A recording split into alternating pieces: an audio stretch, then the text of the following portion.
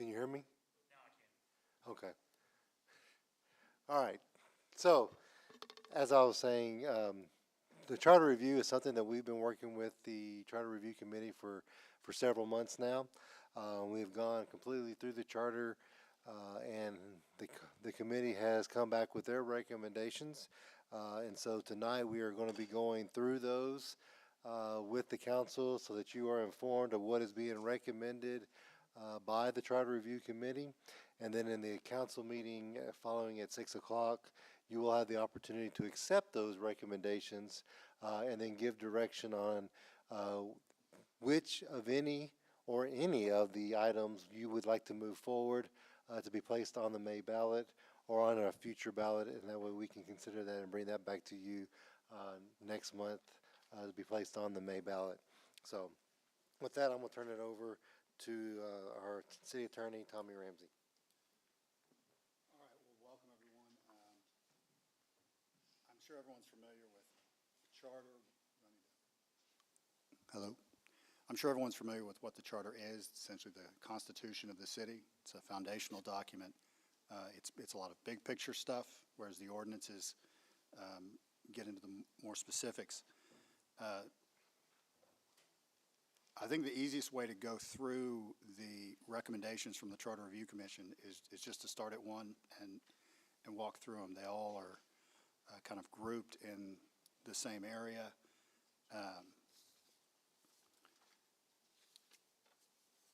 And so if y'all have the red lines handy, Article 1, the form of government and the boundaries of the city, these are a lot of sort of just very general municipal authority sections.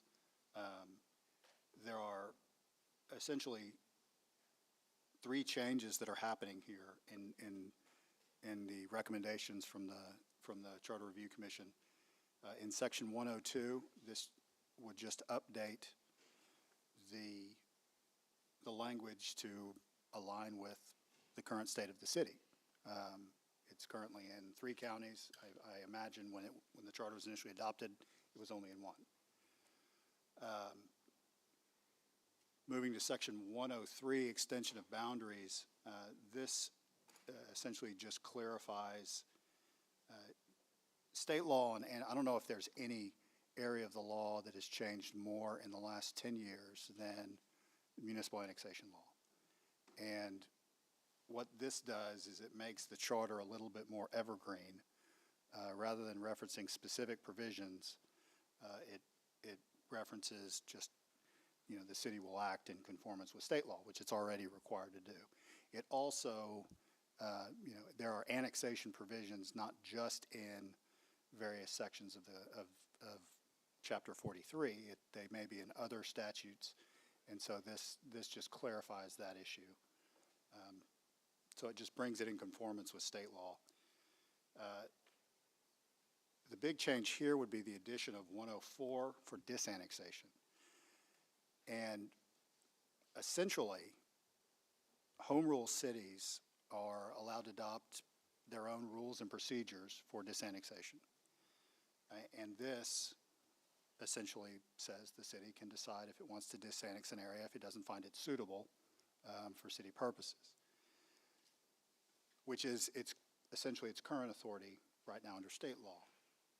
But the second section, however, any territory so detached, what that does is it clarifies that the city of Cleveland has the authority to recoup indebtedness if they disannex someone or if they grant a petition for disannexation and that area has been funded with different improvements and the city has essentially debt obligations related to those improvements, the folks the property owners that are disannexed would need to make whole the city before the disannexation would be final. In other words, the property tax would keep applying until the indebtedness for whatever improvements the city had done was paid off.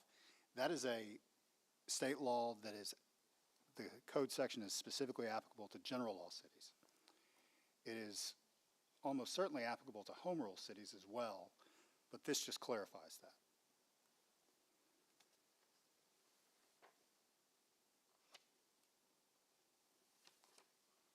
And so looking on to Article 2, really the only change in this section on powers of the city is to remove some outdated code references.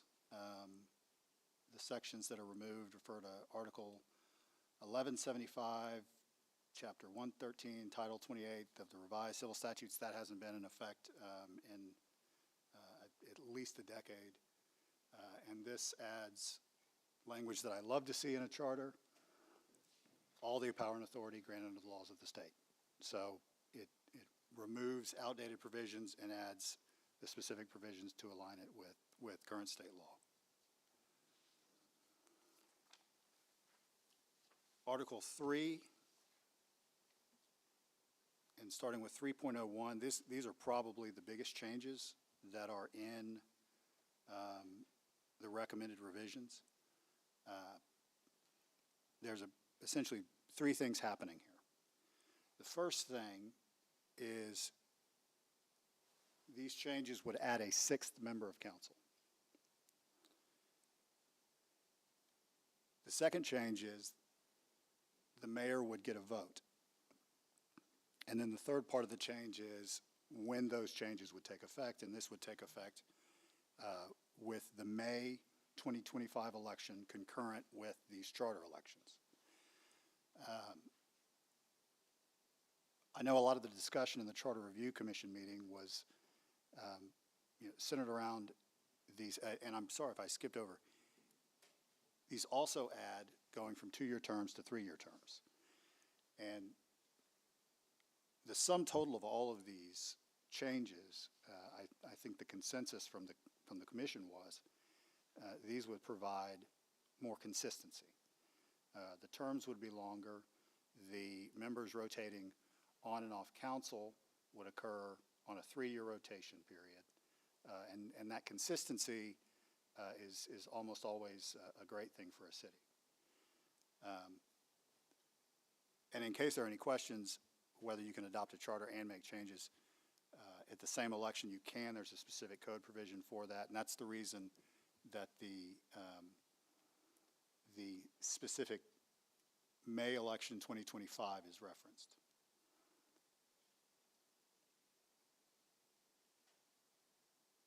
And anyone feel free to jump in and if there's any comments, questions, or anything on this. Are there any questions on adding new council person, adding the mayor as a voter on all items, or going from a 2-year to 3-year term, or even how that would work, going from a 2-year to 3-year?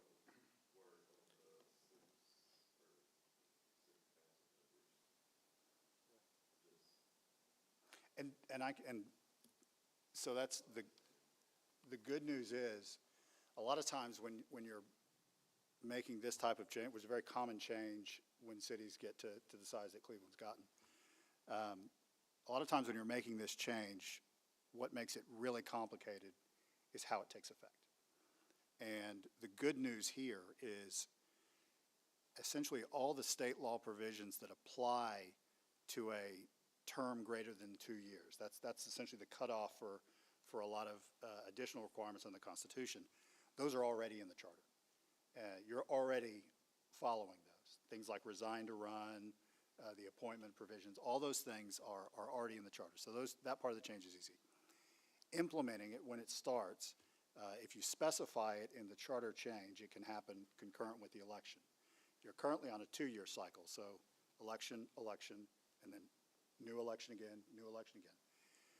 What this would do is put it on a 3-year cycle, and it would be election, and then there would be an off year in between. And that's actually the easiest way to implement it. What is oftentimes the trickiest part of implementation on going to a 3-year cycle from 2 is figuring out which council positions are going to be moved to a different year, because then you have to actually figure out 2 issues. One, which position is being moved, and then you're going to have a shortened election for that position so that whoever would have to rerun possibly a year after.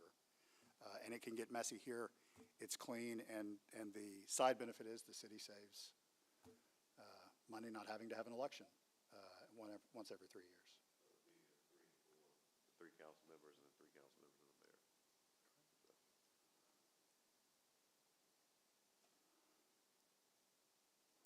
So this year, if it were to be approved, you'd have the mayor, position 1 and 2, and the new position would all be voted on for a 3-year term this election in May.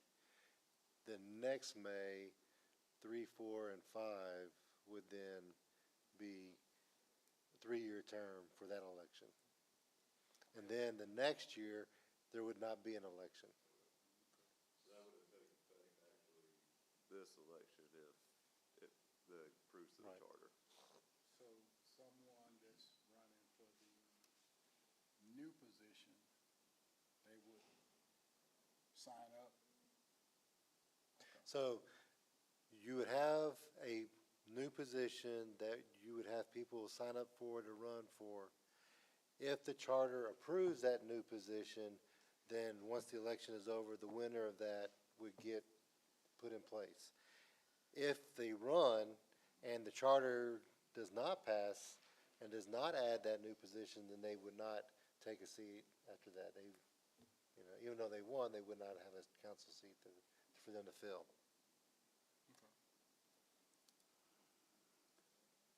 And that's the contingency with any of these changes. There, some changes may be approved, some may not be approved, and sort of how, it's some of the thought process that goes into how the language is constructed, what would happen if one thing were approved but one thing weren't approved.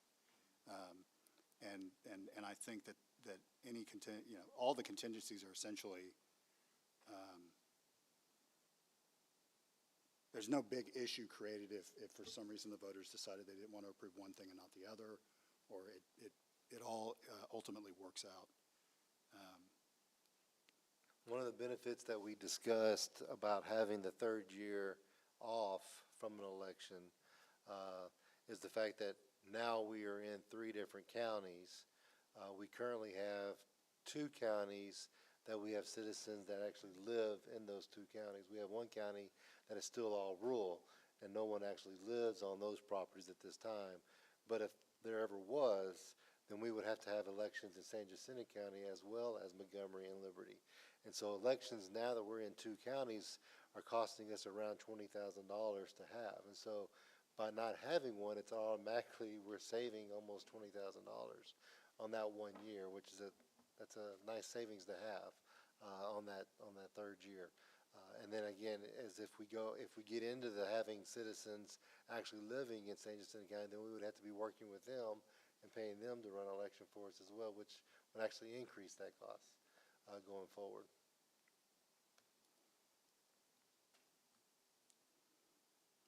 So if we want to jump down to section 3.02 qualifications, the changes here essentially bring the current charter language in line with state law. It removes some language that recent court cases and federal statutes have found against. So essentially, this is one of those, it looks like there's red lines, there's a change. There is no substantive change because you can leave it in there, it's still not applicable, federal law still controls. So this just clarifies it for the charter and brings it in line with state law. Section 3.04 this is also, it looks like there's a dollar amount being removed. I don't think this is a substantive change because under the old language, the city council can set the annual salary for its members for future terms. What this does is it removes the $300 and $600 that was in there, but the city's authority remains the same. It just removes kind of the confusing language related to that specific $300 and $600. But it's of course still subject to state law requirements, meaning you can only change the salary for a future term, but not the current term.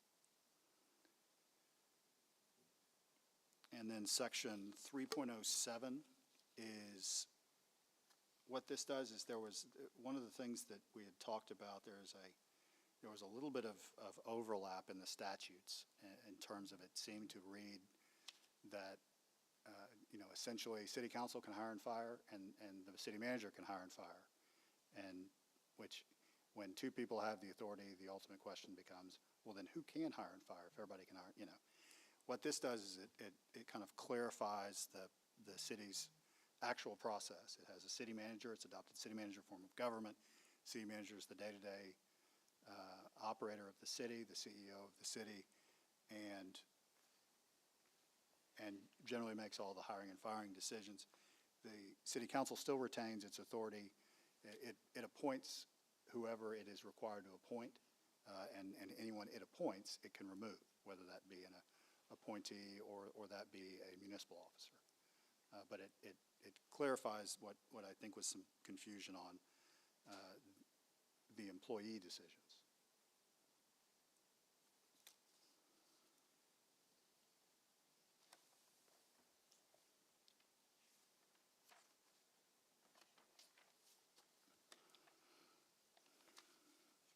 And then I think everyone's favorite change,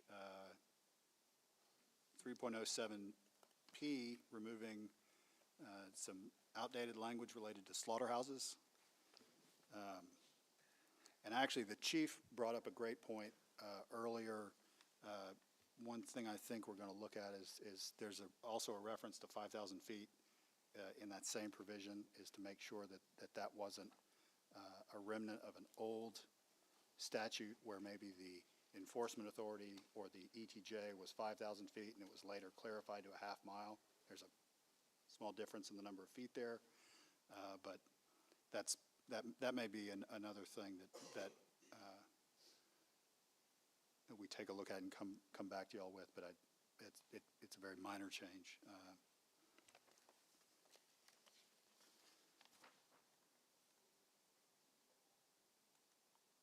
And the last one in this article, and this article is the largest section with revisions.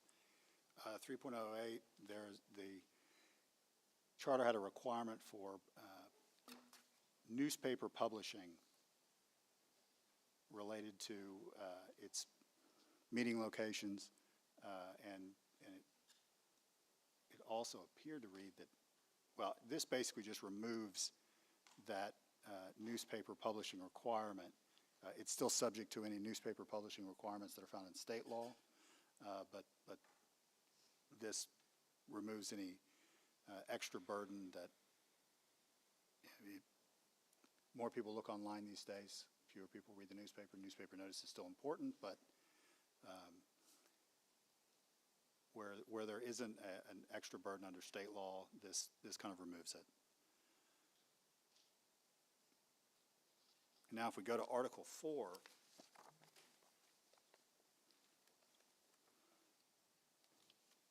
this is also a lot of, overall, this is a lot of cleanup, I think, is the best way to summarize it. The powers and duties of the city manager, this has been updated to include the CAO, CEO language, and to include essentially a flexibility provision. The current language in the charter has city manager shall reside within the city limits of Cleveland. And I know there was some discussion about, well, should that be the city limits or should that include the ETJ or whatever? And, ultimately with the way the line, it's not a perfect circle. And this allows council to have the discretion to, vote to, approve the residency location of the city manager if it's someplace other than the city limits. But it requires a super or a majority. Correct. 2/3 vote, not a 51%, but a 2/3, which is a super majority vote of the council to be able to make that change.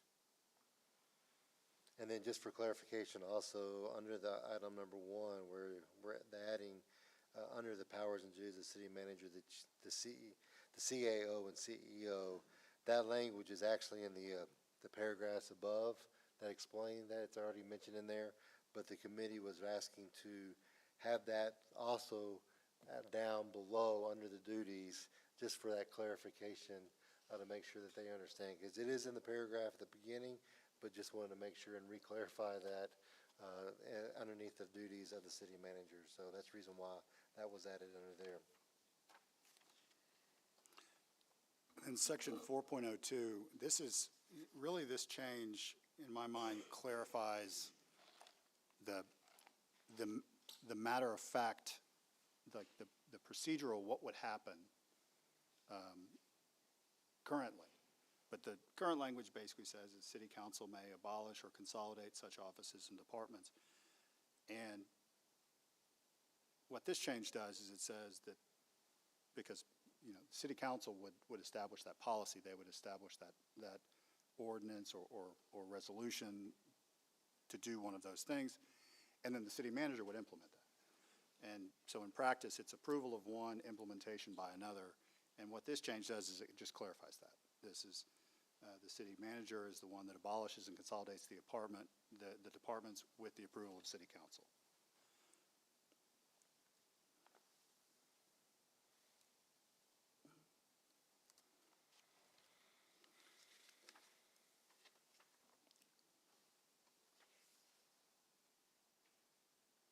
And so if we jump to Article 6 is where the next section of changes are.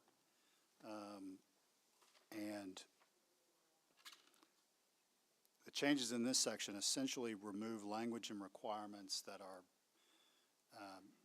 you know, well, to be frank, I think overly detailed for a charter, but also more aligned with the budget and tax adoption practices from a decade ago. That is, you know, I mentioned earlier, municipal annexation has changed drastically in the last 10 years.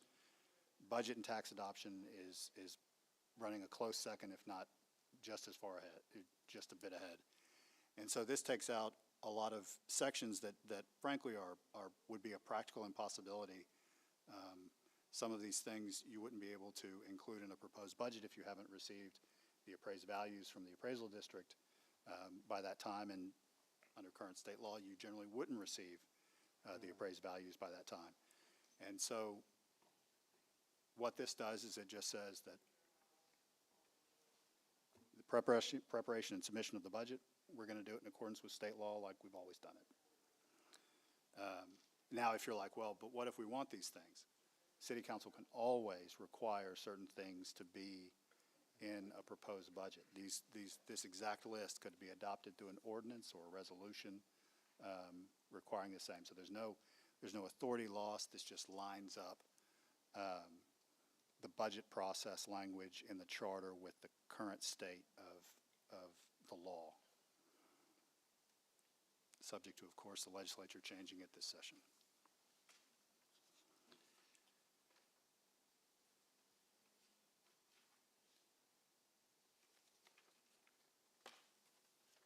And now the last suggested revision the commission had was in section 8.05, the Charter Review Commission, adding 2 alternates to the commission. The charter review process is something that is initially, when you're adopting a charter, it's heavily prescribed by statute. You've got to follow a whole bunch of processes. But in terms of the Charter Review Commission for amendments and reviewing it, it's very flexible. The city can create it how it wants to be created. There's and part of that being it could add alternates if it wants, and that's what's happened here.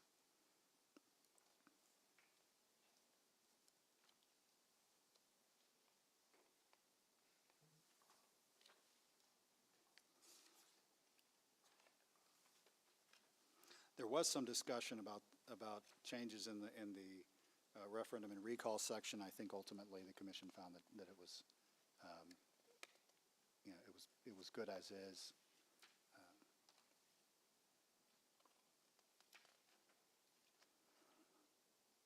But overall, that's that's the summary of the changes.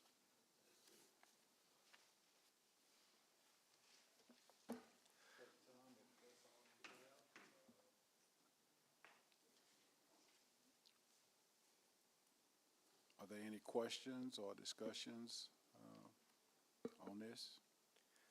And just one thing that I wanted to also add is that we will be getting a recommendation. I mean, at the council meeting, you will accept these recommendations, but then you'll get some direction.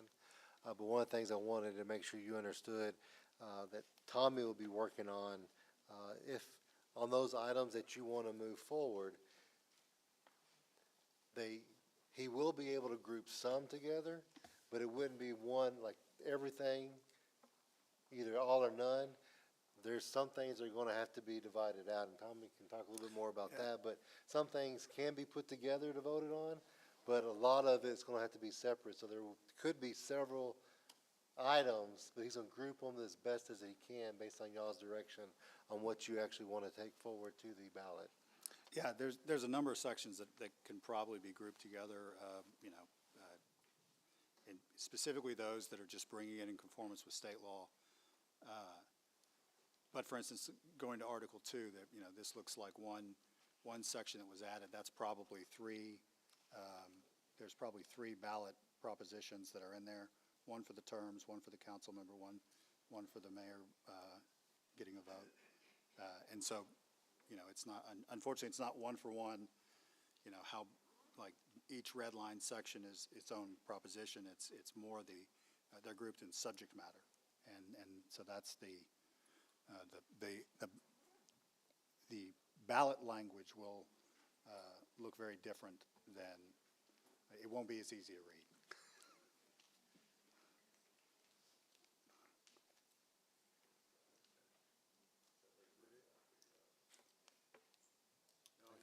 That's all I got. We're gonna go ahead and adjourn for about 10 minutes to the normal council meeting.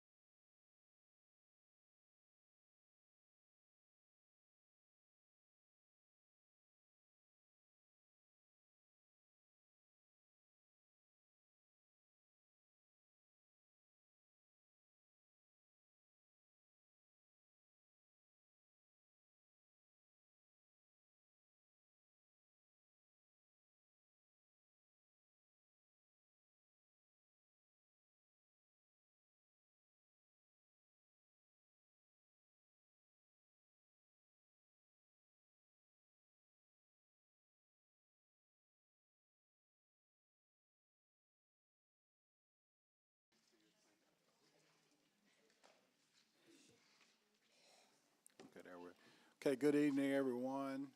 Welcome to our Tuesday, December the 10th, monthly council meeting.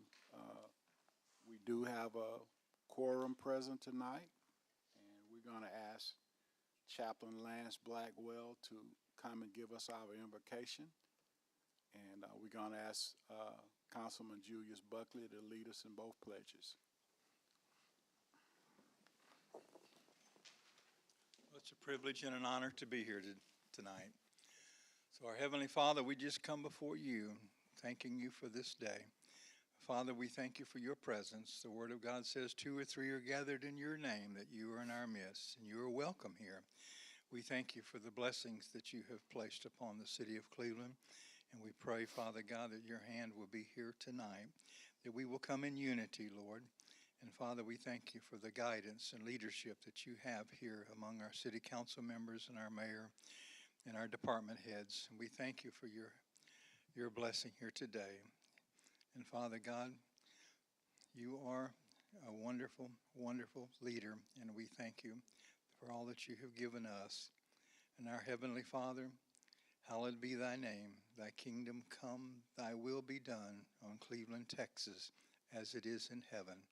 And give us this day our daily bread, and forgive us of our trespasses as we forgive those who trespass against us. And lead us not into temptation tonight, but deliver us from evil. And we thank you for your kingdom and power and glory forever here in Cleveland. Amen.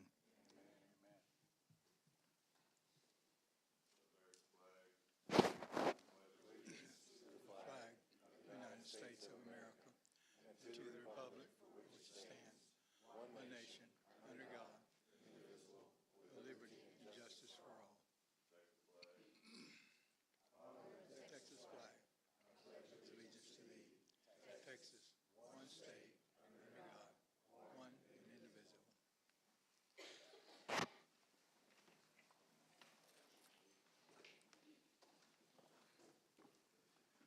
Okay, Ployer de Mont. Okay.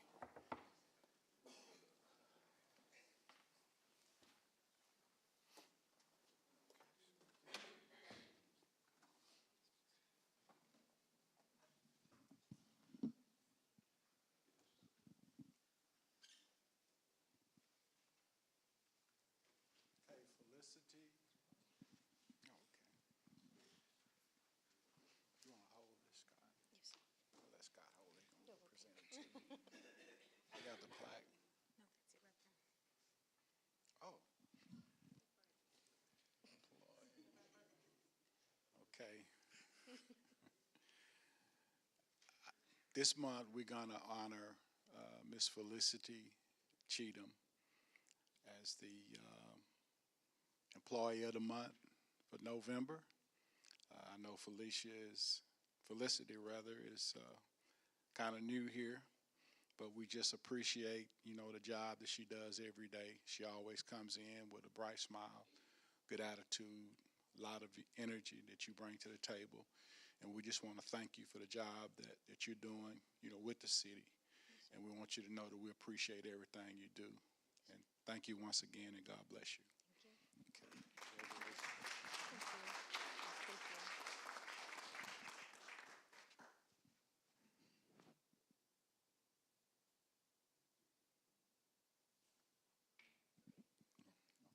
Thank you. Thank you. Thank you again, Felicity.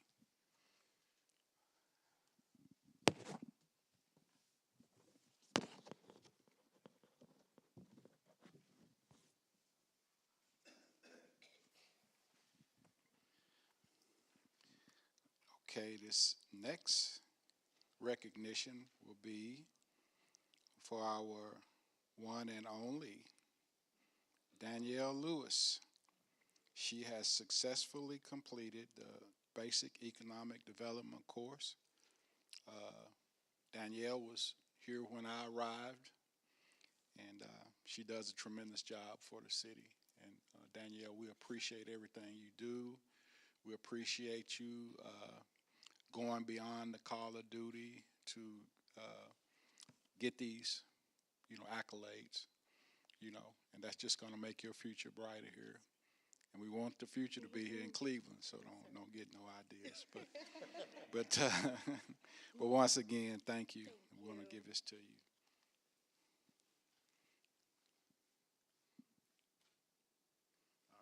Thank you, Danielle.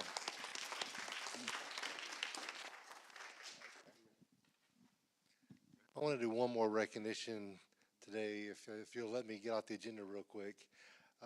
We've got two department heads that have gone way above and beyond their duties to professionally achieve some new goals. And so I'd ask Chief Anderson and Pam Harrison if y'all would both stand real quick. Both of these individuals have been not only doing their jobs as department heads, but they've also been going and getting their undergraduate degree. And today, they both took their final exam to get their degrees today. So congratulations. We're very proud of both of y'all for the hard work that y'all have done. So thank y'all.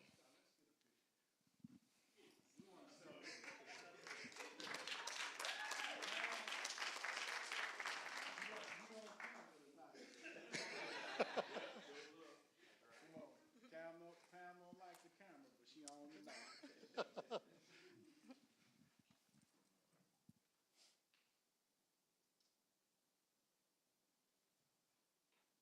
All right, congratulations.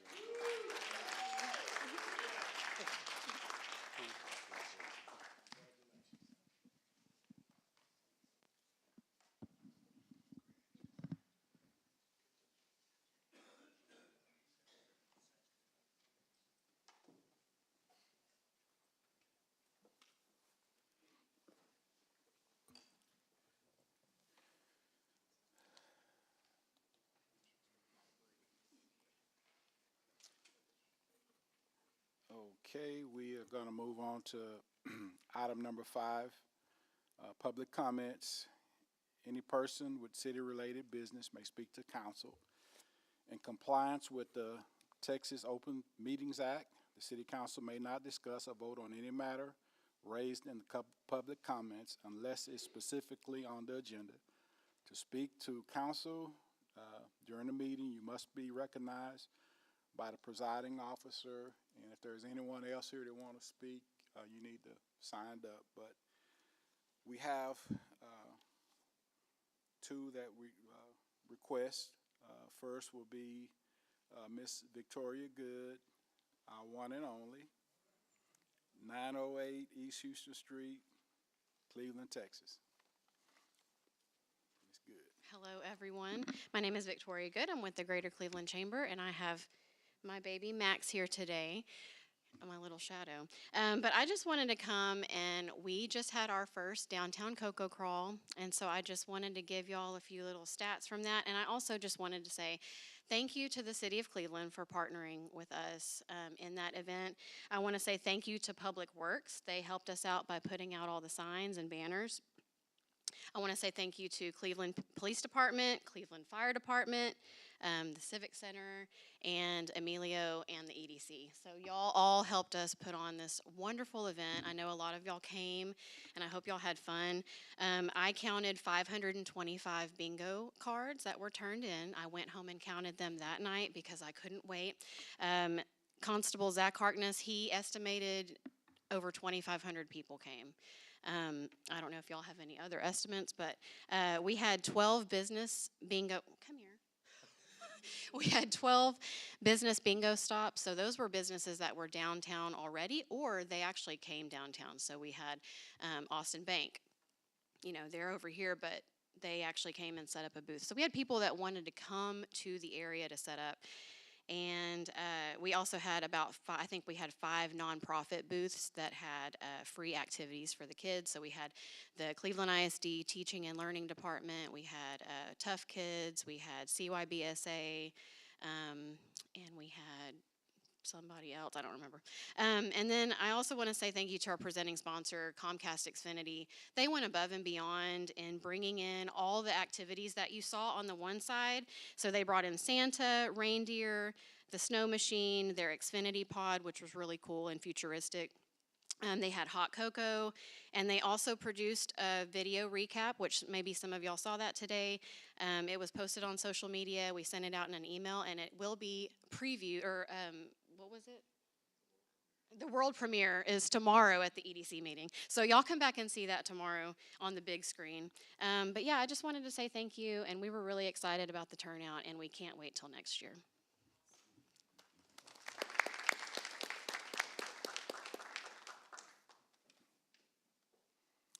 Okay, next we'll have Miss Evie, Evelyn, Evie. Now, you can pronounce that last name for me. Yeah. What was that last name again? Valporto de Sá. It's Portuguese and French. Oh, okay. Well, I didn't try.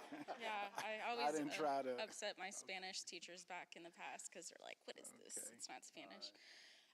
But today, I just wanted to introduce myself and my nonprofit that I am a founder of. Before I start, I just want to say thank y'all for everything y'all do for Cleveland. I think y'all have one of the hardest jobs.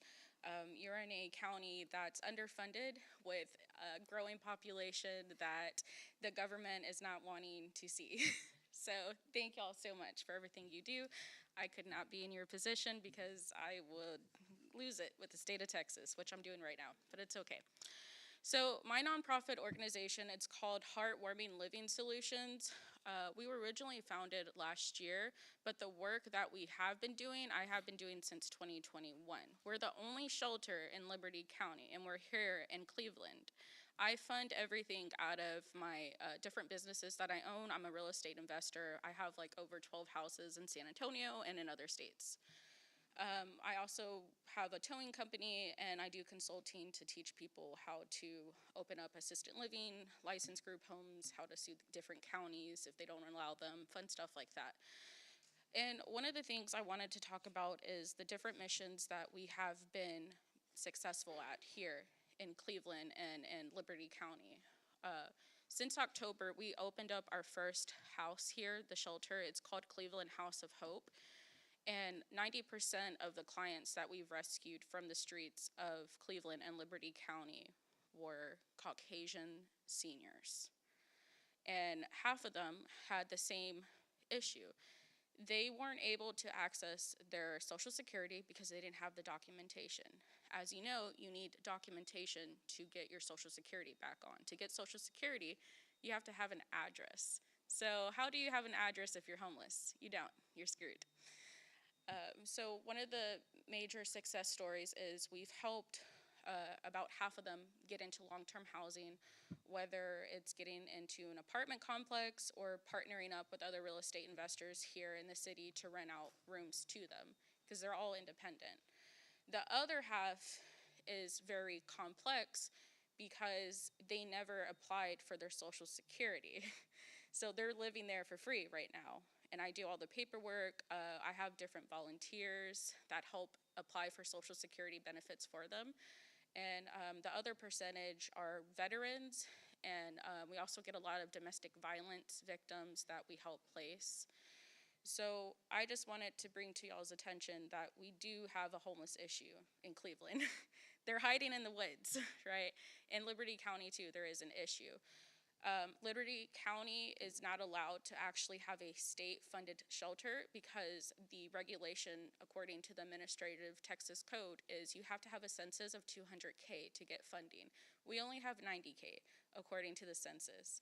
So with that being said, it comes to us as a community to work together. I'm not asking for a handout, nothing silly like that. I'm just asking for moral support and recognition in what we're doing. We have major plans in the future for development to build a low-income assisted living. That is unheard of in the state of Texas.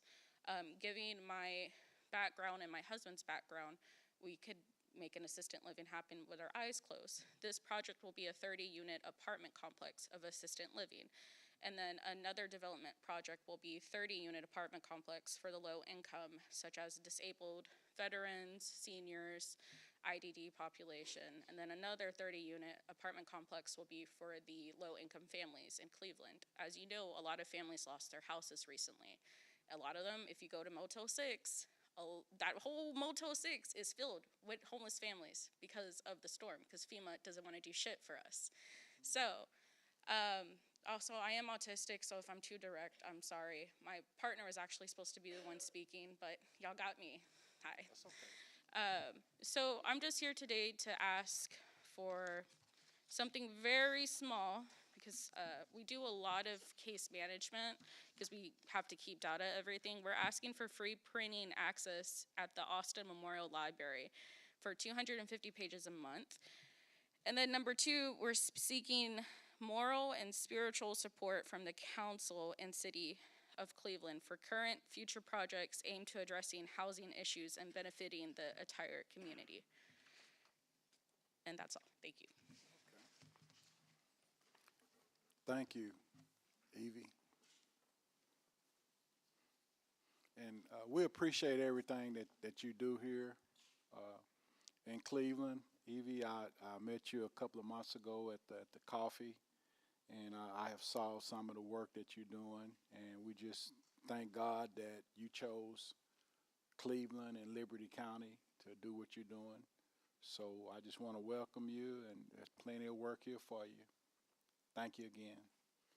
Okay, we're gonna move along to, let me see, reports from members of council regarding attendance of boards, commissions, social functions, conventions, workshops, ceremonial events, press conferences, candidates forums, and similar events where no formal action was taken and discussion of public business incidental to the event. I'm going to start to my right, Councilman Buckley. Thank you, Mayor. The airport this month sold 3,691 gallons of avgas, or November, sorry, not this month, but November. And then 658 gallons of Jet A, which is down quite a bit because we didn't have the helicopters flying in. But also I'd like to say thank you to Cleveland Ministerial Alliance for them hosting, and Pace Samson for sponsoring the luncheon from D&M for our employees. And thank you to all our employees for everything y'all do. I was busy and wasn't able to make it, but thanks to council members and everyone that was able to serve. And then Cocoa Crawl was great. It was a great turnout. It seemed like everybody enjoyed it. So thank y'all. Councilman Warwick. I'm good. Good? Councilman McWaters. I just want to echo Councilman Buckley. Thank you very much to all our awesome employees. Y'all keep this city going, and y'all do a fantastic job. And I want to say thank you to the Greater Cleveland Chamber for putting on the Cocoa Crawl. I just thought that event was really, really good. What a great start, and hopefully to an annual thing. So I thought the turnout from the city was great. The vibe around that whole event was great. So thank y'all very much. Okay, Councilperson David. No comment tonight? Okay, well, I'm going to kind of add to what Julius and Brent said. As I do every month, I just like to thank all the employees. You know, this past year, I've had a chance to kind of get in the mix here at City Hall and different departments. I've had a chance to meet a lot of good people, and I just noticed a positive vibe, you know, here in City Hall. You know, we got a lot of good things going. Now, is it perfect? No, it's not perfect. But I just feel real comfortable about the staff that we have and the effort that they put in every day. And I just want to applaud them on the job that they're doing. Our first responders, you know, you guys are the backbone. So, Roger, you know, I pray for you, brother. I'll just say that. Thank you. But in spite of that, you know, Roger, he has a lot on his plate, you know, with the construction going on, with the digging and the leaks and all of that. But anybody that lives here in Cleveland, you know, for the past week or so, with the Cocoa Crawl, I got out of my car Thursday night, and I was expecting to see maybe, 150, 200 people, and there were people everywhere. I mean, I was totally just so happy to see our community, come together, to see so many different organizations, the businesses downtown, the Lions Club, Rotary Club, everybody just pitching in for the common good. And that's something that we haven't had that here in Cleveland in a long time. And to see the young people getting involved. And I commend Victoria. I'm glad you're here tonight, Victoria. Victoria, you're doing a tremendous job with the council. Yourself, Ashley with the Civic Center. Y'all bring a new positive vibe to Cleveland. And I like that. It's bringing the community together. So just keep doing what you're doing. Because we have so many positives here, but we got to keep it going. We got to keep working on it, And sometimes, human nature, you're going to run out of gas sometime. You're going to have a flat tire sometime. You're going to make a mistake sometime. But from what I see, everybody is giving tremendous effort. And I just want to encourage all employees to keep doing what you're doing. And on behalf of myself, my wife Barbara, and the entire Lee family, I just want to wish everyone a very Merry Christmas and happy holiday season. Enjoy your family. That's number one, faith in God, family. Enjoy the holidays. God bless you. Turn it over to Scott. Thank you, Mayor. I did want to say a few things again. And again, I want to thank Victoria and the Chamber for partnering with the city and our departments in EDC on the Cocoa Crawl. It was a great event. It was something we talked about for quite a while. And to come and see it come to fruition and the success that it brought to the community, it was outstanding and awesome. So thank y'all for that. Also want to thank Ashley and the team for the Hometown Christmas this weekend. It was a great event, as always. Unfortunately, we had to cancel the Christmas parade. Unfortunately, the weather did not work out for us, but for the safety of everybody involved and everything, we had to end up canceling it. But that just means next year will be even better. And so we're already working on things for next year on how we can improve that and make that parade even better again. And then also, if you've noticed in here, I want to thank Angela for helping come up. She came up this weekend and helped decorated the council chamber so we can be festive today. And so she put the Christmas tree up in here and also the stockings to kind of help us get into the spirit. And so, but as we do come to the end of the year, it is a time for us to reflect. And I do want to thank all of our department heads and all of our employees because we've been through a lot this year. We started off with the floods back in the spring. In early summer, and of course we had Beryl come and do a visit with us that really put some strain on not only our departments but the whole city.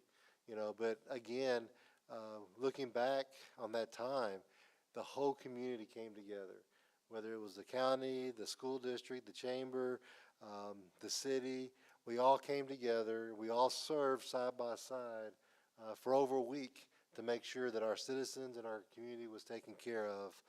And yes, we are too dealing with FEMA and working to get some of those repairs and stuff done from the damages that we saw. But it's a long process, but it took everybody working together to make that happen. And so as we look back, there's been a lot of great things. We've had a lot of challenges, but we've had a lot of great things happen at the city, a lot of great things that we're moving forward with. And so just again, thank you. And again, I'd like to just say everybody, Merry Christmas, and remember the reason for the season. Thank our good Lord for coming and saving us from our sins, down on the cross for us. And so, and we just want to make sure that you do have some time. Spend some time with your family, spend some time with your friends, and just take advantage of having those with you and to be able to have that. So, again, Merry Christmas. Okay, Scott, before we continue, I have two names that I left off here that I wanted to say a word about. our library employee, Miss Kathy Everett, I think Thursday was her last day. She retired after 14 years. I had a chance to go by and visit. You know, she had a little cake and punch celebration, but she served us well. And, you know, I just want to honor her. And also, you know, even though we canceled a parade, okay, and that was we really didn't have any choice, but we canceled a parade. But on a good note, though, Miss Regina Varmer, she was voted as the parade grand marshal. And anybody that knows Regina, you know, knows the work that she puts in, you know, for the city of Cleveland to make Cleveland better. And if she's listening out there, Regina, I just want to thank you for all you do with the city and just continued blessings and everything that you do. So, but that's all I got. Okay. Okay, we're going to go to item number 7, a public hearing to consider the following items. Proposed rezoning approximately 13.7261 acres, legally described as 13.7261 acres of land situated in the Clayton Harper Survey Abstract number 209 and the Joseph Finner Survey Abstract number 441, Cleveland, Liberty County, Texas, listed as the following LCAD property ID numbers 255201, 255201, 24060 from non-zone territory to general commercial zoning district. Okay, also item number 8, proposed rezoning approximately 49.3144 acres legally described as 49.3144 acres of land situated in Daniel Donahoe Survey, Abstract number 24, Cleveland, Liberty County, Texas, listed as the following LCAD property number 12595 from zone territory to general industrial ZI zoning district. And item number 9, proposed rezoning of approximately 116.2031 acres, legally described as 116.2031 acres of land situated in the Daniel Donahoe Survey, Abstract number 24, Cleveland, Liberty County, Texas, listed as the following LCAD property ID numbers 178052, 228807, 282509, from non-zone territory to general industrial zoning district. Emilio. Thank you, Mayor. I'll give you a break for a minute. Thank you. That was a lot. Good evening, Mayor and Council. Emilio Lavario, Director of Community Development for the city. As you'll recall, last month we did execute a Chapter 212 agreement providing for the annexation of these properties that are owned currently by the Cleveland Economic Development Corporation. So following that annexation that's now finalized, we are now, it's incumbent upon us to place these into a zoning district that is going to be appropriate for these properties. Starting with this 13 acres, item 7, off of FM 1010 or Plum Grove Road. Just want to help me with clicking. Just for our bearings real quick, as you can see here, immediately south of Rice Street and east of FM 1010, about 13 acres. Most of this corridor, as you can see to the north along FM 1010, is already zoned general commercial.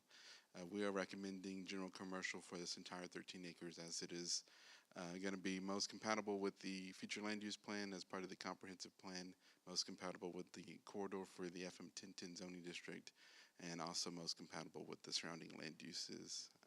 Next slide, please. And then there you can see there, that's the proposed zoning map. And the next slide, please. Again, impetus for this is following the annexations. We did hold a public hearing on these items, and P&Z did provide a recommendation last month at their meeting, and they accepted our recommendation for approval.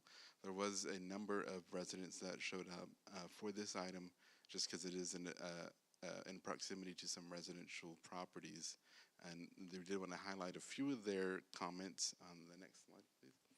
And so the feedback that we mainly heard was concerns regarding noise, lights, dust, and other potential nuisances that would be potentially caused by commercial activity on this property.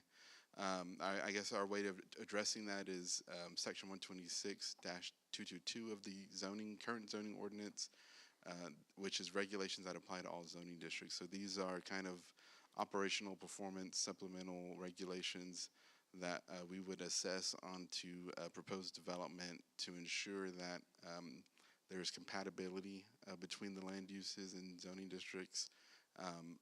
Currently, the limitation of that current language is that it's too subjective, it's a little too vague, so it's going to need some amendments to refine and really mold that into some more objective, enforceable language in the future and give it some more teeth. And we'll work, we did put the zoning commission on notice that we would be more active next year in bringing a lot of these text amendments to them to clean up do some housekeeping on our zoning ordinance.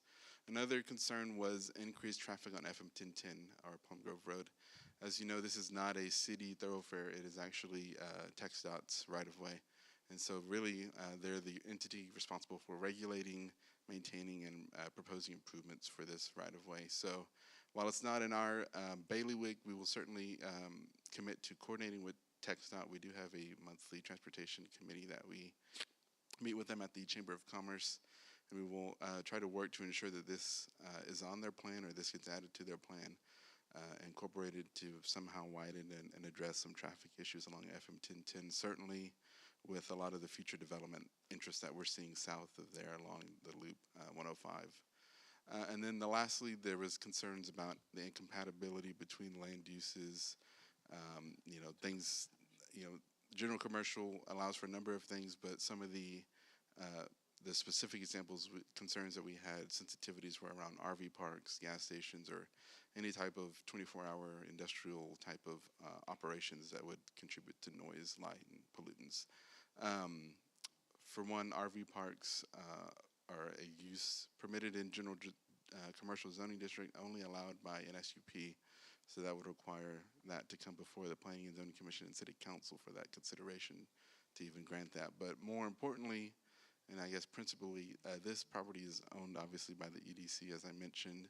And so they're kind of the stewards of this property, and they're going to work to identify ideal prospects and purchasers for this property that are going to, one, enter the property into productive economic use for the city and the EDC.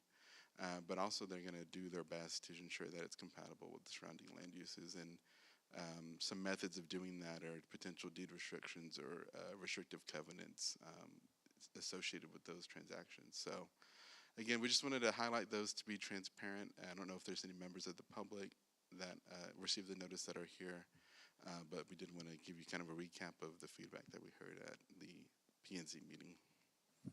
And then next.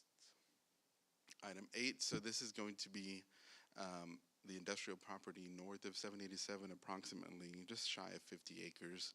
And if you can go to the map, you see there kind of due northeast of the airport and the existing city limits there. And so, again, to be compatible with the future land use plan and kind of the surrounding zoning and then, I guess, existing land uses of the unincorporated property around there, we are suggesting general industrial, as we feel that would be the most compatible. Likewise, we held a hearing at Planning and Zoning. They agreed with that assessment, and so that is our recommendation for this area as well. And this, as you'll recall, this is going to be, we're contemplating the 380 agreement with the Atlas Group, the Blue Group there, to do the metal manufacturing facility and recycling facility there. So that is pending, but that is the idea that this would help facilitate that development as well. And then the next property is going to be item 9 is going to be EDC acreage to the south and also immediately abutting the municipal airport to the east. And so if you can go to the map, you can see the property there. And likewise, again, compatible with the future land use plan and the surrounding zoning and land uses in that area. And so we are recommending general industrial. So these are just the public hearings, and I can speak more to these in the actual consideration items as well. But just wanted to give you an overview. That all you have, Emilio? Yes, sir. Thank you.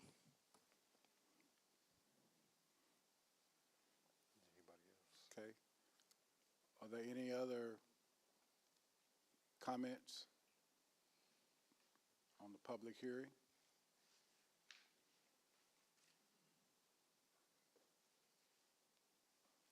Okay. If not, I will close the public hearing. Okay, we'll move along to item number 10. That will be our consent agenda. Okay.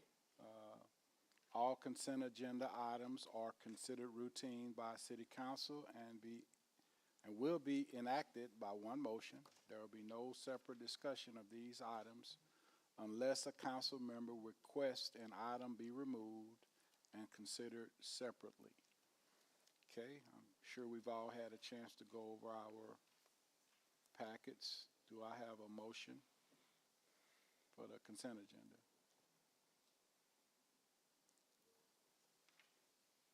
Make a motion, we approve the consent agenda. Second. Okay, I have a motion by Mr. Buckley. I have a second by Mr. Mack Waters. All those in favor? Okay, motion carries 4-0. Okay, now we'll move to our discussion items, starting with item number 12. Accept the Charter Review Committee recommendation. And we all had a chance to go over that earlier.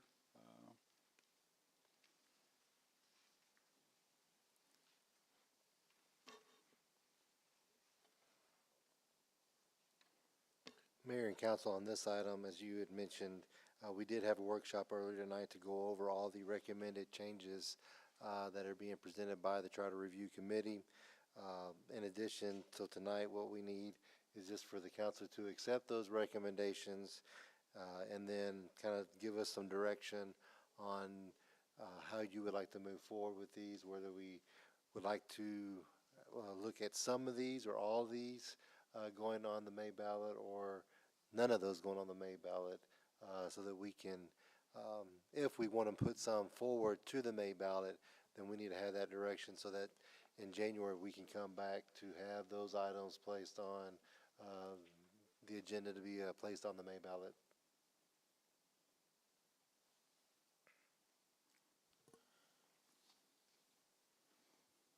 I mean, well, Scott, is there any, going through this process and everything, is there any disadvantage for really holding any of those items back? I make a motion that we accept the Charter Review Committee recommendations and proceed with putting them on the May ballot. Okay, I have a second by a motion by Mr. Mack Waters, and I have a second by Mr. Warwick. All those in favor? Okay, motion carries 4-0.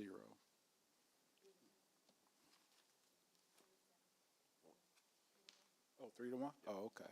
3-1, I'm sorry. Okay. I lost my spot. Okay, item number 13, zoning of annex property. Do I need to read all of that again, These have to be separate. Tom, or? The zoning I of the can. property. No, you don't have to read it all again. Okay, there you go. But I do think action should be taken separately. Okay, now. Well, Okay, you Mr. don't- Mayor, you want a we're- word, Emilio? Go ahead. What, do you want me to read them? No, he said we don't have Okay, to read okay, them okay. again, so. I just wanted to say again, be available for any questions, but just to be brief, on all three items, A, B, and C, the Planning and Zoning Commission unanimously recommended approval for the non-zone to GC, respectively, off FM 1010, and then the 2 light industrials off of 787 and near the airport. So, any questions, I'll be happy to answer them for you. You said we need to take these separate? Yes. I make a motion that we approve the change on number 13A, the 13.726 acres as suggested by our Planning and Zoning Commission. Second. Okay, I have a motion to approve item 13A. I have a motion by Mr. Magwaters, I have a second by Mr. Buckley. All those in favor? Okay, motion carries 4-0. Okay, we're gonna move along to item 13B. Make a motion, we approve item 13B, the 49 acres, and zone it as general industrial as stated. Okay. Second. Okay, I have a motion by Mr. Buckley to approve 13B. I have a second by Mr. Magwaters. Okay, all those in favor? Okay, motion carries 4-0. Okay, next will be item 13C. I make a motion, we approve item 13C, 116 acres as approved by the Planning and Zoning to general industrial. Second. Okay, I have a motion to approve item 13C by Mr. Magwaters. I have a second by Mr. Buckley. All those in favor? Okay, motion carries 4-0. Okay, item number 14. Accept recommendation from Planning and Zoning Commission of a partial replat of Cleveland West Industrial Park Phase 1, approximately 8.962 acres located south State Highway 105 along Industrial Loop Road. Thank you, Mayor and Council. This is an application for a replat. As you may know, McKinley has a industrial park, the Cleveland West Industrial Park, out west on Highway 105. This replat is concerning basically the southern half of Lot 2 all the way down, incorporating lots 3 through 6 of that existing subdivision, and at the same time it's also incorporating about 4 additional more acres of property just south of that, of the property that the residual property that they own, and creating what is 5 lots in this one block. So kind of just duplicating what they did, but moving it down a little bit and incorporating some territory. But the DRC, the Development Review Committee, has reviewed this plat and has recommended approval to the Planning and Zoning Commission last week, and they also recommended approval to you as well. But this exceeds the threshold of an administrative approval plat by 1 lot, so we had to bring it before the bodies to consider. I'll make a motion, we accept the recommendation from the Planning and Zoning Commission on the partial replat of Cleveland West Industrial Park, Phase 1. Okay, I have a motion by Mr. Magwaters. I have a second by Mr. Warwick. All those in favor? Can I ask a question real quick? Yes, sir. I mean, I'm good with it, but Go ahead. what are they needing the approval for? Because is it coming into the city or no? Well, this is already within the city limits, and so I didn't know that part was part of the city. yes, it's in the city. It's zoned general industrial, and it's an existing industrial park. Yeah. But it's they the only one- platted about 5 lots to begin with. I say it's the one that's got like the 4 or 5 metal buildings. Correct? Yes. Okay. I was making sure that was the property I was thinking of. And then I think they were going to do it in phases and as they go. So this is kind of the next iteration of that. Thank you. Okay. Now, okay, I do have a motion and a second on the table. All those in favor? Okay, motion carries 4-0. Okay. Item 15, fiscal year 2024 year-end budget amendment. Ms. Pam Harrison. Yes. Good evening, Mayor and Council. These are our annual year-end budget amendments. What we do at the end of the year is review the unaudited financials for any possible departmental overages or to recognize any revenue that was received but not budgeted for. So this is just a accounting practice that we do at the end of the year. I have included the resolution, the ordinance that is required, excuse me, and the detail of the accounts that will be adjusted, and I can answer any questions that you guys may have.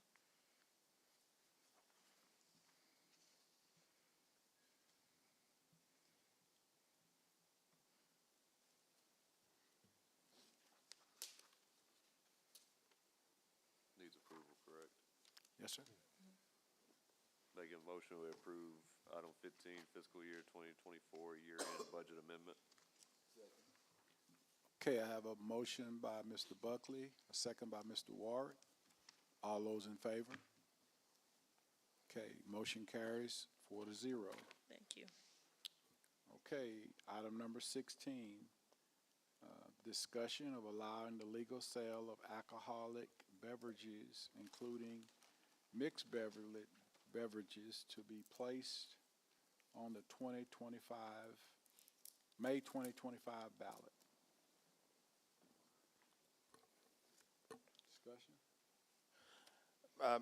Mr. Mayor, I asked this to be put on. We've been approached, I've talked to several people that have been approached by not only residents, but potential businesses, current businesses that are really asking for this to be looked at by our citizenship. And so I think it's time that we bring this vote before our population for approval. There are advantages. There's a lot of opportunity in this becoming a reality with potential new businesses, more tax revenue coming into our city. So I requested for this to be put up for discussion and possible consideration to go on the May ballot. I've also been contacted by a few people too, because I know businesses don't want to come that are food because they don't want to have to abide by the, 5149, but they changed the regulations on it now, but they don't have to abide by it just in case their food sales don't reach their alcohol sales. So they're not in trouble by the TABC. So I'd like for everyone to take that into consideration. Great point. Potential more businesses to be able to come in. Tax revenue and sales tax also. Okay.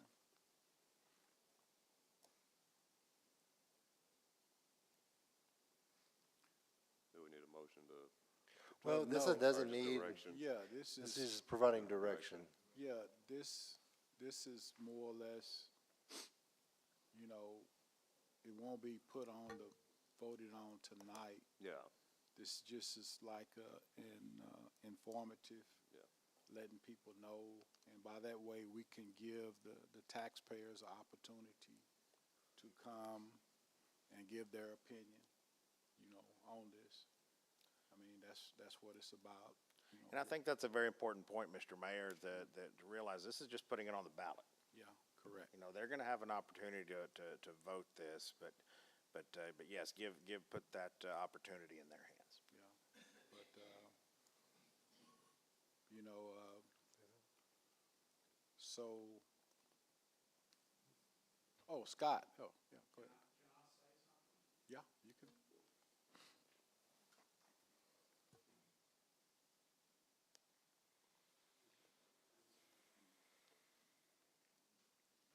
I'm Scott Lambert. I live at 1652 County Road 2274, Cleveland, Texas, on the prairie.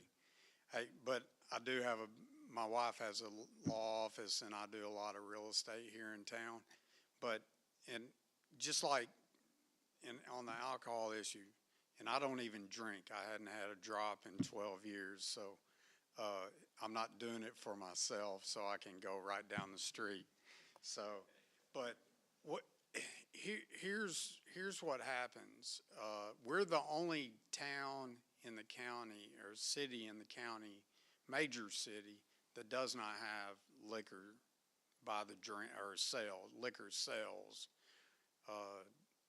would I open a store if we had one? I probably could, but I probably wouldn't because Molly wouldn't let me.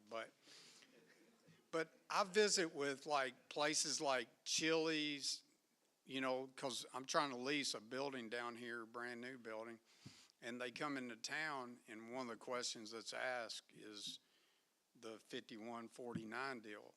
And like I talked to Chili's, that they don't want to really come to town because of that right there. Would they if they saw the financials? They probably might, but they don't want to be hamstrung with that 5149. And then we, as a city, I mean, I sit on the rebranding committee, okay?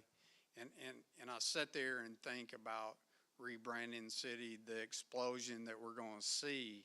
And this is just one more tool that you can give Emilio over here when these businesses call, that and it opens up all kinds of possibilities. And so that's what I got to say, Mayor. I appreciate it. Well, you know, going forward, you know, we want to hear feedback. You know, that's what the council, and you know, our job is to look at everything, you know, that will benefit the city. You know, but it's up to the taxpayers. I mean, you know, they put us in office, and it's going to come down to what do the taxpayers want. But going forward, I'm sure the next month, you know, we just want to hear everybody's opinion, whether you for it, against it, or whatever. But we just want to, you know, we want this to be, we want it to be thought out and done right, you know. So,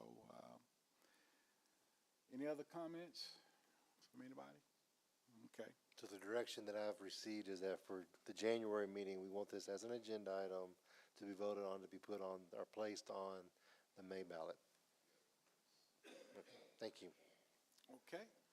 There'll be no vote on that. Okay. Okay. Gateway Cross update. Come on, Chaplain.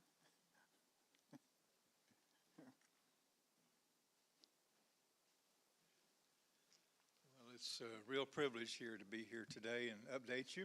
Yes. And it was a real privilege during our council meeting in September to come and present the Gateway Cross project to y'all.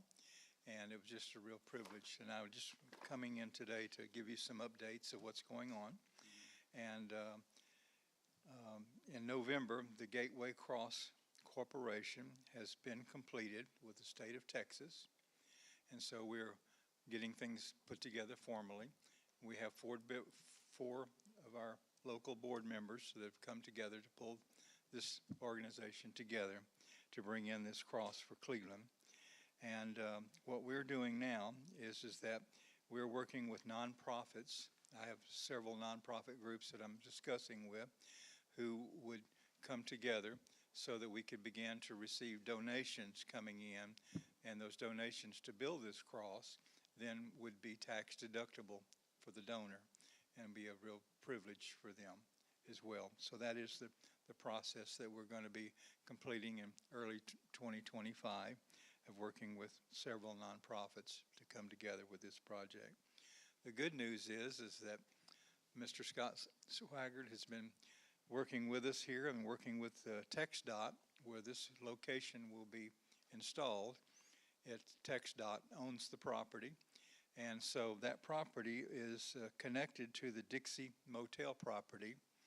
And so what we wanted to do is install this literally on the TxDOT, which is a real privilege for that to get approved from the state of Texas.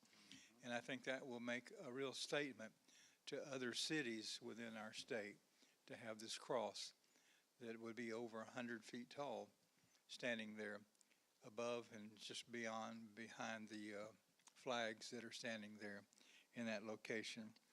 And the real privilege that I've had, I've gone to that location several times since then, is that TxDOT has already sent out a survey crew, and they have already surveyed the land between the state of Texas and Dixie Motel property.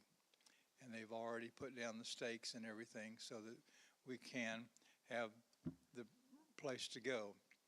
And while we haven't received a yes and a signed document from them, what that is telling us is that they would not send a survey crew out there if they're not ready to say yes and move forward.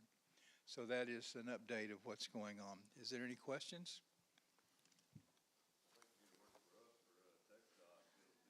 Yeah. Yeah. Get the taxpayers to put a cross up, huh? Well, Buckley, you took the words out of my mouth. I was gonna say, child, we're gonna have to put you on payroll. Let you deal with TxDOT, because we don't get that kind of reception like you get. Well, we really had the favor of God, because I've had conversations with TxDOT before I met with Scott, and it was just a real privilege that they would communicate with me and their engineering department. And so it's really, we have God's favor. It's just not about Chaplain Lance Blackwell. This is about me being the hands and feet and pursuing what God wants to present here. And thank y'all for the privilege of that. Well, Chap, I got another question for you. Yes. Okay, what about the people that would like to make donations to this Yes. cause? Yes. Do you have information for those that might want to? Yes, exactly. That once we began to pull this together with our nonprofit corporations, then what we're going to do is put documents together so that they can write a check or maybe go online and make those. So anyway, we'll have everything formally put together in the next couple of months. Okay. Okay? Thank you, brother. And that's where it is. Yes, sir. God bless, And man. I want to pass this along to you. I've literally talked to hundreds of people about this project, and we're still in that process. I have not talked to one person that said no. It's just amazing what God is beginning to pull together here. And so I know that he's going to bring all the finances together. I'd mentioned this back in September to you, that the estimated cost will be about $250,000 to $275,000, depending on the height of this particular project. Okay? Okay. Any other questions? Any other questions? All right. Thank All you right. very much. Thank you for the privilege of being Yes, sir. here tonight. Have a good evening. God Thank you bless. for all you do. Yes. Okay. We're going to move right along to item number 18, award contract for bond counsel services.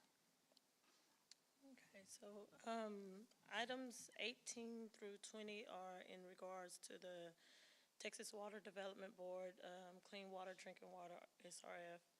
And we went out, put out the RFQ last month for the bond counsel services, and we only received one response. So we did not have to do that's why you do not have a scoring sheet.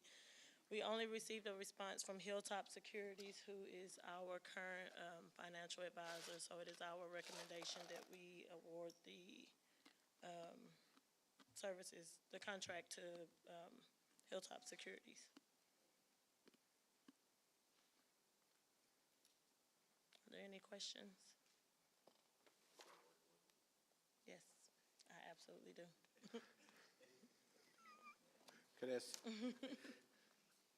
Okay, now that is for number 18, 19, and 20. That, the bond council is 18. I think it has to be voted on separately. Yes. Separately, 18, Yes, 19, but okay. all three are in regards to the Texas Water Development Board grant that we're working on.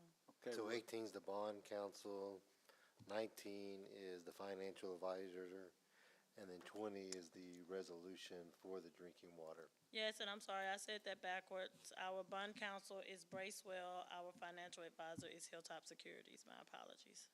Okay. Well, do we have any more questions for Pam? Okay, if not, do I have a motion for number 18 to award contract for bond counsel services. I make a motion, we award the contract for bond counsel services to Bracewell as recommended by our finance department. Okay. Second. Okay, I have a motion by Mr. McWaters, second by Mr. Buckley. All those in favor? Okay, motion carries 4-0. Okay, item number 19, award contract for financial advisor services. Make a motion, we approve item 19, award contract for financial advisor services. Okay, I have a motion by Mr. Buckley. I have a second. That's Hilltop Securities, right? Yes. Yeah, Was that- for Hilltop's. Warwick. Okay, I have a second by Mr. Warwick. All those in favor? Okay, motion carries 4-0. Okay, And for the resolution, we've been working with the financial advisor, and his recommendation, we originally wanted to request, I believe it was about 14,600,000, and he said that the legislation allows for us to increase that amount by 10% for inflation, if there's a price increase from the time that we are awarded the contracts to when the work actually starts. So that's his recommendation. In the resolution, you will see an amount of $16,080,000. So that updates the original amount. And it also includes our financial advisor and bond counsel that y'all just approved through the RFP and our process. The resolution also includes the bond counsel and financial advisors that y'all just approved on the list as well. Make a motion, we approve item number 20, resolution for Clean Water Fund. okay, I have a motion by Mr. Buckley, second by Mr. Warwick. All those in favor? Okay, motion carries 4-0. Thank you. Thank you, Pam. Item number 21, authorize an RFQ for engineering services and RFP for grant administration services for disaster recovery resilience program. Good evening, Mayor, Yes, sir. council members, all those in attendance. So this discovery of the recovery of allocation of funds was brought to us by the existing hurricanes in the past that didn't use all their funds. So this program was brought up after that to use those funds to have certain criteria you have to meet and different things you could buy. So, or go towards or eligible. So the city thought about using this to further our infrastructure or whatever the city needs, if it could add to our improvement of our community. And so we did apply for it and so forth, so to, I'd say, improve our infrastructure and the city's needs. What I'm asking is to approve this, or for us to go out to award this, to get awarded for it for the future. And this would be a good asset for us. Instead of using city funds, we might have to add something, but not the total amount. But like I said, every little bit helps in the long run. It would provide, say, infrastructure like water plants, lift station generators, or whatever the city needs for the future, because we are growing. So we want to try to be on the forefront of that before we get too late, or we get in a hole that we can't get out of. So this would kind of help us out in the long run. I also have Luke with GrantWorks to give us more broader information on this topic. Okay. And then, and Mayor and Council, on this one, and just remind you that this is something that I've updated y'all on in our weekly updates the last couple of times, that these projects are, as Roger mentioned, leftover funds from the last, I think, like 10 years on disaster programs. You have to be within one of those disaster areas for one of those storms that has funding left over to be able to submit for this. We happen to be in all but one of the storms that were identified, so we get points for that.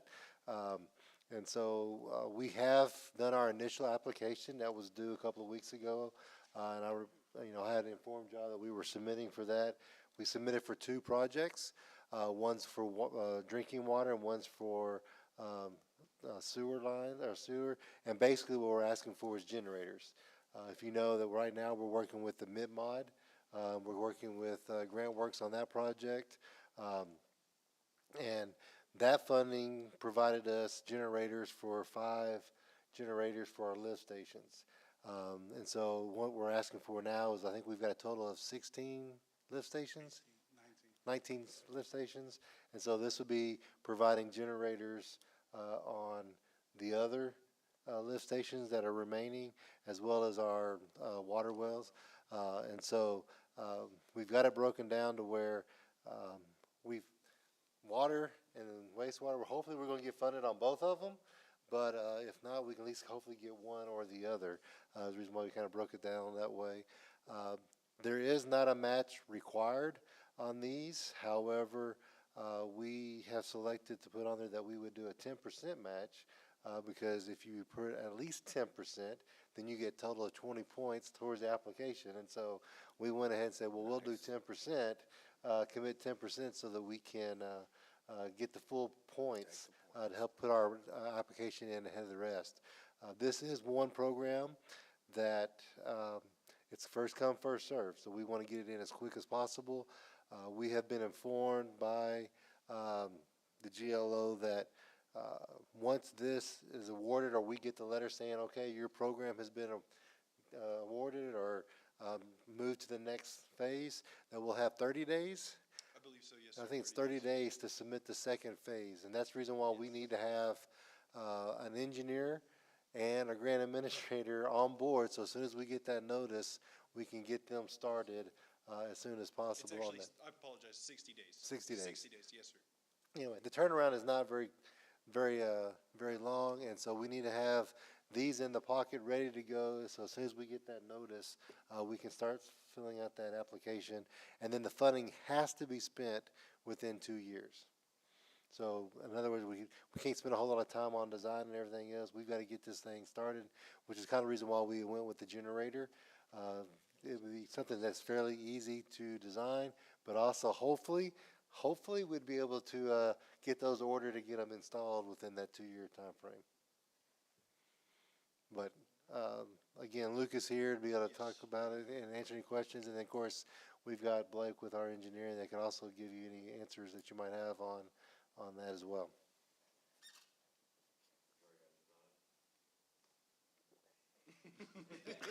Get close. All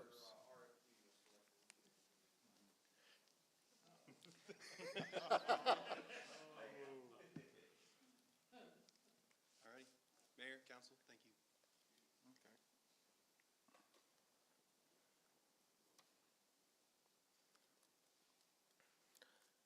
Make a motion, we authorize an RFQ for engineering services and RFP for grant administration services for the Disaster Recovery Resilience Program. Second.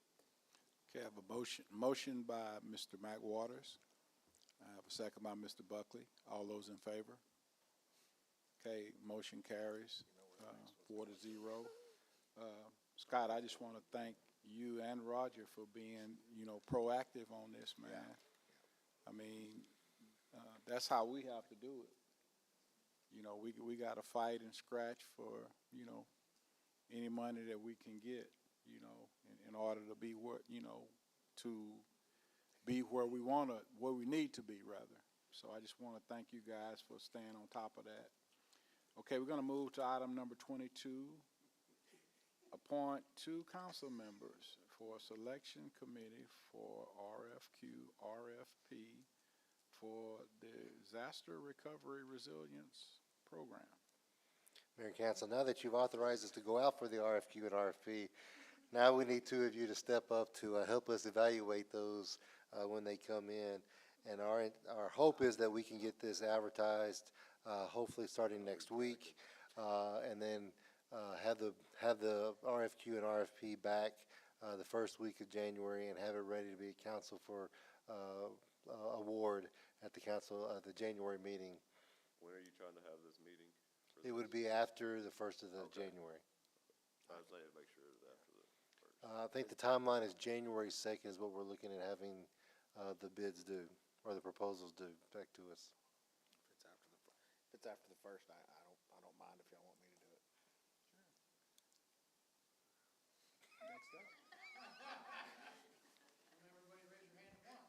Next up. I guess I'll do it. Okay, there's a Buckley. We thank you. Okay, we have what, Mr. Y'all keep it Magwaters and short and sweet this time. Mr. Buckley. Yeah. Okay, good job, good job. You gonna make a motion and Okay, yeah, we need to get that on paper. Roscoe, do the motion. Make a motion. At least give us a motion, Roscoe. Desiree give us a second. Two council members, Magwaters and Buckley. Oh, there you go. Desiree, give us a second. Thank you, Desiree. That's right. Danny, Okay, tiebreaker. all those in favor? You get the tiebreaker today. Okay, motion, no. I can't. Oh, motion carries 4-0. I think you just voted for you. Okay. Okay, we'll now have, where we at? Okay. 23? 23. Okay, item 23. Where's Danielle?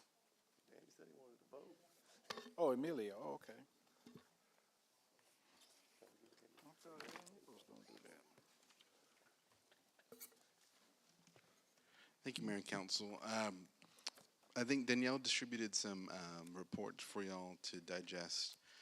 We just want to kind of highlight some overall numbers for you, but it looks like since we began our relationship with Texas Community Groups, who had worked on for us doing our substandard building program and was successful in getting us to where we were on the Belcher Street apartments. They also took on our daily day-to-day code enforcement, and they've been doing a great job. So since that, we initiated that late summer, early fall. We've had about 110 compiled cases, and compiled means that we've identified it as a violation, and the notice was sent, and they brought the property into compliance upon reinspection, essentially. And then action items, we had 153. And so an action means that there was an initial notice sent. Upon reinspection, there was no compliance, and so we initiated some more notices and progressive kind of enforcement on those properties where they were documenting things. And then in terms of resolutions, we've had 213 cases, whether compiled or actioned, end up as closed in compliance cases. So just kind of a overview, kind of a year-end count, even though they haven't been at this for a full year in terms of 365 days, just a fraction of that. So good progress and more work to do, certainly. We look forward to continuing our relationship with TCG.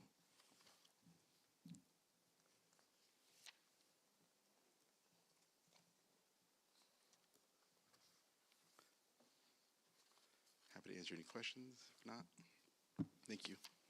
Thank you. Okay, is that it? Okay, thank you, Emilio. Okay, we're gonna move on to item number 24, annual appointment to boards and commissions. We're gonna start out, item A. That'll be Airport Advisory Committee, and that would be my recommendations. How about that? Okay, I would like to recommend for those positions, I think it's 1, 2, 3, 4. Okay, it's, excuse me, 5 positions. I recommend Mr. John Williams, Mr. Eddie Lowry, Mr. Jacob Litwin, Mr. Greg Moto and Mr. Alberto Cabrera. Okay, that would be Mr. Lowry and Mr. Jacob Litwin. That will be 1-year terms. Okay, and the remainder, the 3 others, would be 2-year terms. So, ma'am, what's that? I was going to tell her. Stephanie. Oh, I just wanted to recognize her. Yeah, were you leaving? Were you leaving? I was just going to the bathroom. Oh, okay. Okay. While I got you, I met her the other night. She works for the Liberty Vindicator, and I didn't recognize you till once the meeting started. But I just want to welcome you to Cleveland, and you know, we just want to give you as much good news as we can. So I just for you. Yeah, and in the future, we do have a seat for you here. But I just wanted to recognize you, and I just happened to notice you sitting out there. I really appreciate it. You didn't have to recognize me, but Well, no, but that's how I do it, though. But thank you for coming. Okay, all right. Okay, we'll move on with that. Hey, man, I'm just trying to be polite, man. That's the way my mama taught me, man. Okay. Did y'all get my? Okay. Do I have a motion on that?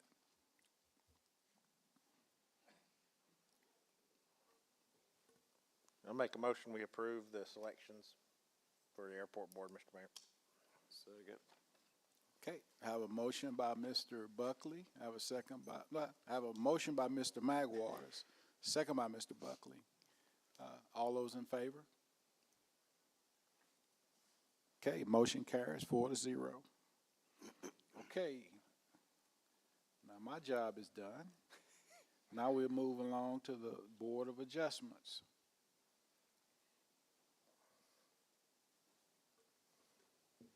I'd like to make a motion on zoning board of adjustments. Sorry, my voice is hoarse today. But we had just enough applicants so we could fill the board. I'd like to appoint Matthew Douglas, Julian Esparza, and Ryan Smith as the alternates. And then Michael Buckley, John Williams, and Cynthia Karavec as the regular members as they have been on the board. Okay.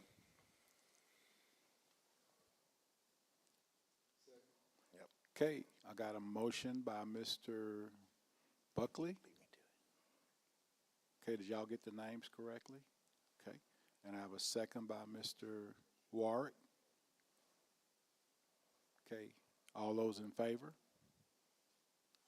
Okay, motion carries 4-0. Okay, moving right along to the Economic Development Corporation. Mr. Mayor, after talking with the members that their current terms are up, we've got really good traction and runway with what's happening with EDC right now. A lot of positive things happening. All of them have expressed an interest to continue. So I nominate Chuck Thompson, Michelle Wyatt, and Ms. Tanya Clark to continue on the Economic Development Committee board. Okay. Do I have a second? Second. Okay. Tell us how you. I don't have everything in front of me right now, so I'm just. That's all right. All right. Hey. Okay. I have a motion by Mr. Magwaters, a second by Mr. Warwick. All those in favor? Okay. Motion carries 4-0. Okay. Item D, that will be the Housing Authority.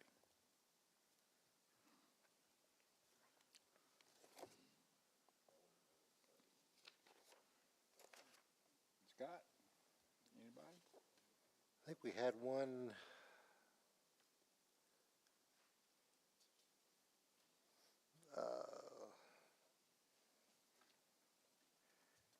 Which one was it? That was Juanita.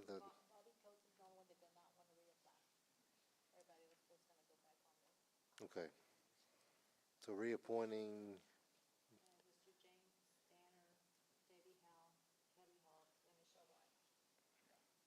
And then do we have somebody to replace?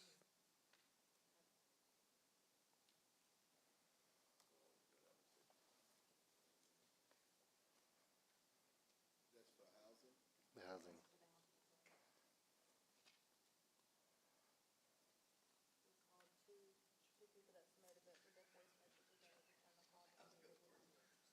So, I guess by the next meeting, we need to try to find somebody for that position. No. Tell them to put in an application. Okay, do we want to go ahead and take care of those three and just save the last one and bring that next month? I think so. Yeah, we need to go over some applications. And now it's to the point, though, that, you know, people are volunteering for these committees, so that's I guess somebody doing something right, I guess. People want to volunteer. Okay, now what were those names again? So we're gonna reappoint Debbie Howe, Kelly Hobbs, am I on the right one? Michelle White, and James Danner. Okay, we'll Mr. have one Buckley, would that be a vacancy. motion? Yeah, that'd be the motion. Okay, I have- Second. Okay, I have a motion by Mr. Buckley, I have a second by Mr. Mac Waters. All those in favor? Okay, motion carries 4-0. Okay, item E, Parks and Recreation Board. On that one, we have two positions that are open. Both of the ones that are currently serving in that, I have provided their reapplication to fill that position. Those two are Alyssa Hawley, Coach Hawley, and then Coach Ivan Tuffy Williams. And those are the only I make a new ones that motion, have we, applied. yeah, I just lost my train of thought. Put, Ivan Williams and Alyssa Holly back on the Parks and Rec Board. Second. Okay, I have a motion by Mr. Buckley, I have a second by Mr. Mac Waters. All those in favor? Okay, motion carries 4-0. Now, do I think that's it. we good? No executive session, right? So, I'm gonna, Make a motion. before I adjourn, you know, I just want to wish my fellow council people and the ones present, again, Merry Christmas, man. Let's enjoy this thing, man. You know, seriously. Let's everybody embrace it and enjoy it, because there's no guarantees, man. So let's, you know, I say that every day. You know, let's just enjoy these holidays. With that being said, see you next month. And can you believe it's only 7:25? Next year. There you go. It's only 7:25. We just be getting warmed up. Let me get out of here, man. Went good. Miss Juanita. Okay, I can come by tomorrow if you got anything for me to sign. Okay. Yeah, I'm a swing through. That's all the code enforcement stuff. Brother, man, I could get used to these kind of movies too. You hear me too? I can get used to these.